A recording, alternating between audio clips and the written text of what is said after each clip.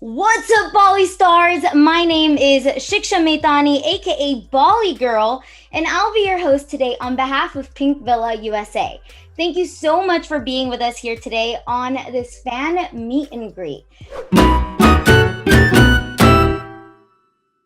Today's guest, I'm very excited to introduce to you, is Sejal Kumar. She is an Indian YouTuber and vlogger who has been creating fashion and lifestyle videos for about 7 years and has over 1 million YouTube subscribers.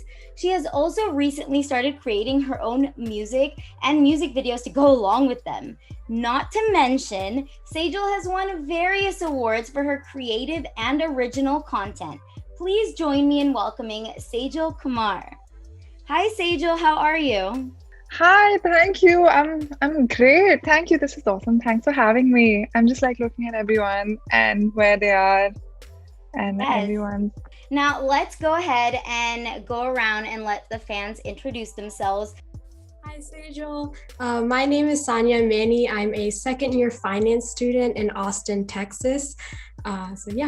Hi, Sejal. My name is Sammy, and I live in Dallas. I'm actually a student at the University of Texas at Dallas. Hi, Sejal. I'm Aishwarya, and I'm also from the Dallas area, and I also go to the University of Texas in Dallas, and I'm currently a senior in healthcare management. Hi, Sejal. My name is Priya Patel. I'm a business student at Michigan State University, where I also live, but I live in the suburbs in an area called Grand Blanc. Hi, Sejal. I am so excited. My name is Surabhi Subramanya. I am based out of Fremont, California. I used to live in LA before for 2 years. Hello, Sejal. My name is Neha. I'm currently in the Dallas area. I'm studying marketing, but I will be moving to New York City soon to continue my studies as well as continue content creation, just see where I can go with it. So I'm really excited. Hi, Sejal. I'm Shaili. I'm 17 years old, and I'll actually be attending Michigan State University this fall. All right, thank you, everyone. So those are your fans today, Sejal. I wanted to go around and let them each ask a question. So just say your name before your question again. All right, guys? So let's start with Sanya. What would you say is your recipe for success? Is it to focus on more consistently putting out, shorter pieces of content, or do you still want to keep more quality videos that are more long form on YouTube? So what works best for you, and what would you say is your advice to newer creators? Dude, that is an existential question. Honestly, okay, so I've been doing this for really long, so I think you have to be constantly open to changing and evolving your format of whatever you're doing for sure. I always look at music artists for inspiration in terms of how they carry their career, especially people like Zendaya or Ariana Grande. They started as Disney kids and now they're who they are. So it's interesting to see because my journey has been longer. So I don't think my tips will be do reels today and you'll be popular. Yes, you will be. Make some trendy reels and you'll possibly get millions of views. But once you get that, then you have to kind of keep going and then figure it out afterwards. I do think, I don't know, just trying to channel your personality through whatever you're doing at whatever point in time through the medium that feels most acceptable to people will be a good recipe. But at the same time, if the medium feels like it's not your cup of tea, I would say screw it and make your own rules. So hi, again, my name is Sammy. Your career revolves a lot around social media and feedback and interactions with your fans and followers. How do you deal with hate and non-constructive criticism? I don't know. I have no answer on how to deal with it. I genuinely don't. I think it's very personal to everyone. And also doing a bunch of work on yourself and asking yourself the questions about why is this particular thing affecting me so much? Maybe working on yourself will give you some answers for sure. It's a deeper answer. I don't like it when people say, oh, brush it off. It doesn't work, So I think it's a much deeper question because criticism, well, I read something recently which was about choose your feedback loop very carefully. How if you create something which is close to you, say you create this amazing piece of content or you write something or whatever, you'll only share it with people who you think have earned the right to read it or see it, right? So why take feedback from anybody else but them? It makes a lot of sense, but that's hard to do. So I guess that would be my thing. I'm figuring it out myself, honestly. Hi again, I'm Aishwarya, and my question was, in the beginning of your journey, what was the hardest part about putting yourself out there, and how did you push yourself to do so? Because personally, there's so much that I want to do, but it's just kind of like scary to take that first step. So I wanted to ask, what was your kind of journey like into that, or how did you get there? Yeah, I totally understand. I can completely empathize. Uh, well, you will feel that, like if you do choose to like do whatever you're doing for a longer time, you will feel that at every interval that you're trying to do something new for sure. Um, so I was in a college where people literally shat on me for like starting a YouTube channel. No jokes. I would like walk in the corridor, I would like hear people like whispering and like be like, oh, we saw your video. And everyone in my college was very like conventional, only commerce, only eco. So that was really hard for sure. But the cool thing was like I knew I was doing something really authentic. So once I got over the fear of like pressing the share button the first few times, I was like, okay, at least I'm not suffocating myself by doing something just to fit in. Because that feeling is really good. You know, once you like, yeah, anything that you do that's authentic never feels like a waste of time. Even if you will cry, you'll feel bad, but it'll be worth it.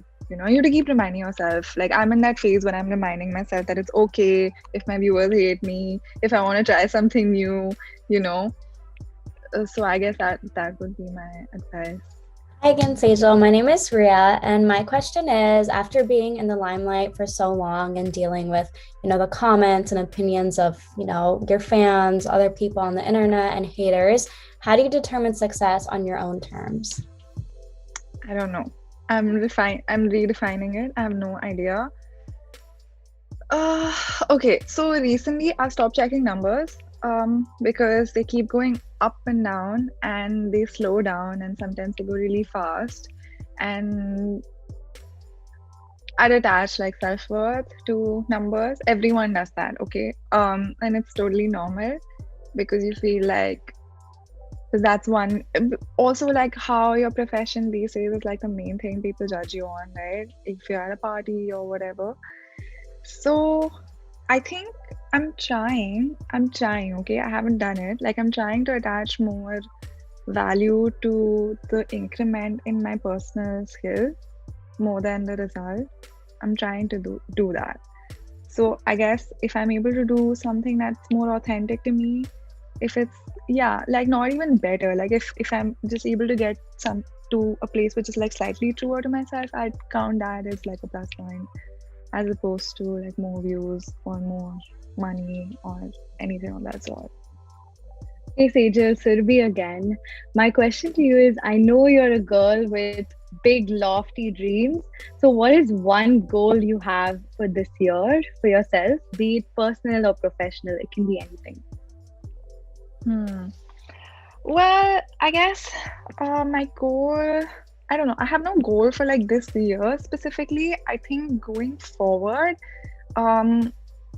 yeah, I just want to put out stuff without being scared, like how I'll be taken or like what it'll do to my whatever, because there's so many people in the industry, like managers or whatever, who are constantly telling you, oh no, like play it safe, like whatever. So I just want to just put out stuff that feels true to myself. And then dekha jayega, dude. We'll see whatever happens. That's my goal, dude. Hi, I'm Neha. I had a little bit more specific question in terms of content creation. I'm kind of on the same boat where there are only like a very handful of people that want to do anything similar to what I want to do. Most of my friends are like pre-med and like trying to do medicine and stuff. So it's really hard to find even someone to want to take videos of you or do videos with you. I wanted to know, like in the beginning stages when you were doing this all by yourself, like how did you produce the content? How did you edit? Even like for many years you had a staple intro, like how did you shoot that and like edit that? Did you have help, and like how did you get there?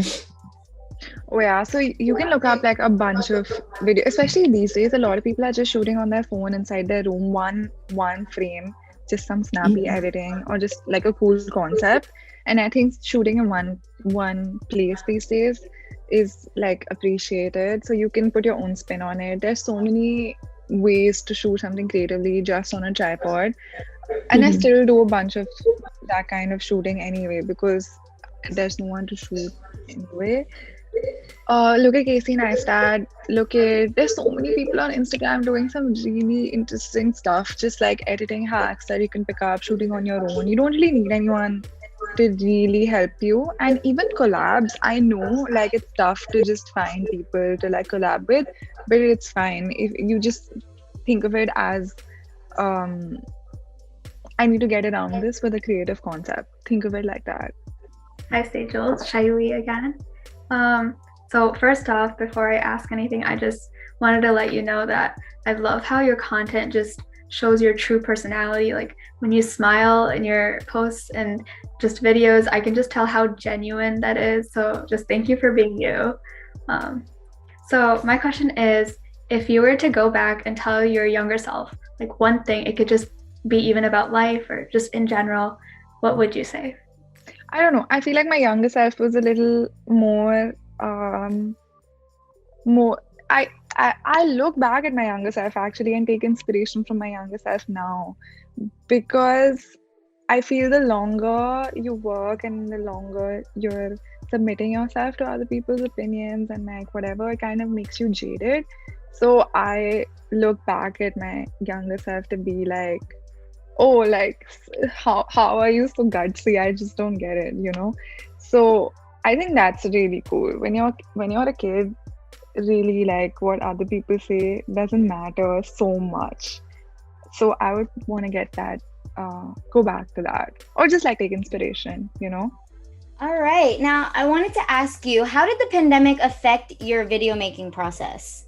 Not in a big way. I used to shoot a lot on my in my house by myself anyway. I guess just like not working with videographers was a bigger change, but I love just like doing stuff on my own anyway with a tripod and just with the help of a friend. So honestly, like it's been good.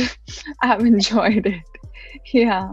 I've seen your fashion evolve so much, again, from the beginning. And I think now that when you've been in the US, your fashion content has also just been so different, and your reels have been so different and amazing. So I wanted to ask, how do you adapt these trends for like where you're at or where you're personally feeling? Because I'm sure, all of us don't feel completely in tune with like the trends that are going around on social media primarily. So how would you say that you've adapted, maybe took pieces and then put your own twist on it? In terms of clothes, I only wear what I like. Like, I don't think I'd be able to wear something that's just... I love a lot of new trends that are around. I love fashion. I love fashion so much. I love like just trying new styles. I don't think I'd be able to wear something that I don't like, so I don't even try. And I just pick up like whatever I like. And also, even as a strategy, I think just trying to be true to yourself always works, because otherwise you're a clone of like everybody who's there, and it doesn't help even strategy wise. And in terms of like adapting to video like formats and new things that people like to consume, that's tough. I've made a couple of reels that people have shat on when I make fun of trends, which is fine. I get it. But I don't know. I'm also just trying to experiment. Like whenever there's a new format, if you go through my YouTube channel and if you like analyze it, you will see the shift in like formats that I've tried. And it's all been based on basis of like what I've seen going around, but I've always tried to make it in my own way. And how you make something in your own way is, I've realized, comes from a place of not having the right technique to do it, because like style has evolved from not having enough resources, in my opinion, and then you just make that your thing. When this pandemic is officially over, what do you want to do / where do you want to go? Pandemic is over. I think I want to be here in the US and see if I can do something else. I definitely want to shoot the video for my next song. I've just been putting it off because there's nobody to, it's just unsafe, right? So because I can't get the people to do it. So I'll probably want to do that first. And the rest, I just want to meet my friends and chill in my house. I'm kind of done with going out and going to places because I feel just I'll be too conscious about wearing gloves and sanitizer and stuff like that. So I'll be happy to meet people at home. Hi again. I think we kind of touched on this earlier, but what's your favorite thing about living in LA? Because I used to live right near LA and I miss it a lot. So I was wondering what you think of it and what's your favorite thing about it. So I stayed in LA only for a week. So I can't really say what I liked living. I mean, whatever. I like that it was artsy, that there are lots of like quirky, eccentric people, and it's totally cool.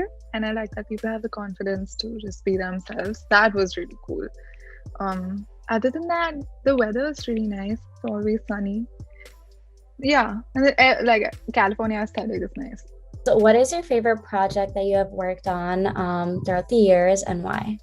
Well, the project I did for my first song with Creators for Change and Michelle Obama was really cool because they gave me a budget and I just got to hire a team and chill and sit back as a producer. So it was really cool. Yeah, it felt very legit. It was awesome, be a part of like a big project. And yeah, it was really stressful to make the song because it had to have a meaning and the lyrics had to be like super true to the meaning and the storyline was all good. But once all of that was done, I was relaxing. So it was great. It was such a proud moment for me to watch you on Netflix in the Engineering Girls show. So I just want to know, is there another season coming? What's the deal? We shot the second season and I don't know why I guess it's just stuck in production. We shot it 2 years ago almost now, 2019, November. So I don't know what's happening. Maybe, but I guess stuff like this happens with like productions when because of certain like brands or whatever, it doesn't go through. So I guess that's what's happening. But I'm happy that at least the first season's on Netflix. That's good. Yeah. That's good to know that it's already shot. I thought it was not done yet. Oh no, it's been shot a really long time ago, and all of us are always just like, when are you putting it out?